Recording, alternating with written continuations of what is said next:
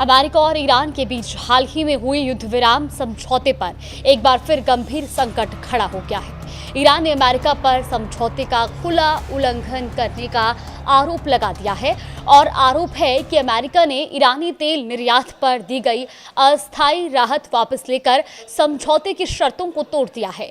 अब इसी बीच दक्षिणी ईरान से धमाकों और अमेरिकी जवाबी हमलों की खबरों ने हालात को और ज्यादा तनावपूर्ण बना दिया है। नमस्कार, आप देख रहे हैं न्यूज़ 18 का डिजिटल प्लेटफॉर्म और मैं हूं आपके साथ जागृति खंतवाल। तो देखिए, ईरान के विदेश मंत्रालय का कहना है कि अमेरिकी वित्त विभाग ने ईरानी तेल निर्यात पर दी गई अस्थायी छूट यानी जनरल लाइसेंस वापस ले लिया है। ईरान के मुताबिक ये 18 जून 2026 को हुए युद्ध विराम समझौते के अनुच्छेद 10 का स्पष्ट और गंभीर उल्लंघन है। तेहरान ने इस फैसले की कड़ी निंदा करते हुए कहा कि इसके सभी परिणामों की जिम्मेदारी अब पूरी तरह से अमेरिका की होगी। ईरान का दावा है कि इस्लामाबाद समझौते पर हस्ताक्षर हुए अभी 20 दिन भी पूरे नहीं हुए थे कि 3 जुलाई 2026 को अमेरिका ने जनरल लाइसेंस रद्द करने का ऐलान कर दिया।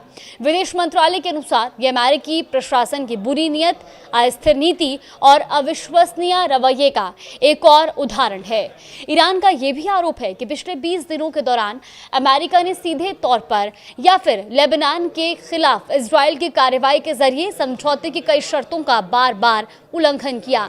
वहीं ईरान ने यह भी कहा है कि 18 जून को समझौते पर हस्ताक्षर होने के बाद उसने पूरी निष्ठा और ईमानदारी के साथ अपनी सभी जिम्मेदारियां निभाई, लेकिन इसके बावजूद अमेरिका अलग अलग बहाने बनाकर अपने दायित्वों से पीछे हटता रहा और समझौते की शर्तों का पालन नहीं किया गया।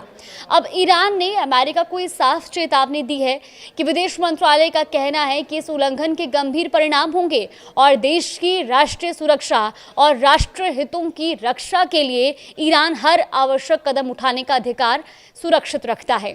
इसी बीच दक्षिणी ईरान के सिरिक, केशन द्वीप और बंदर अब्बास से कई धमाकों की खबरें भी सामने आई।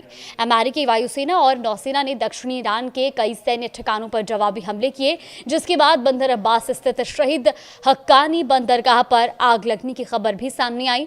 वहीं सरकारी प्रसारक IRIB के मुताबिक सिरिक के एक व्यावसायिक बंदरगाह पर दुश्मन के प्रोजेक्टाइल के टकराने के बाद उसके टुकड़े आसपास गिरे हैं, जिससे कई लोग गंभीर रूप से घायल भी हो गए हैं। सभी घायलों को मिनाब अस्पताल में भर्ती कराया गया है।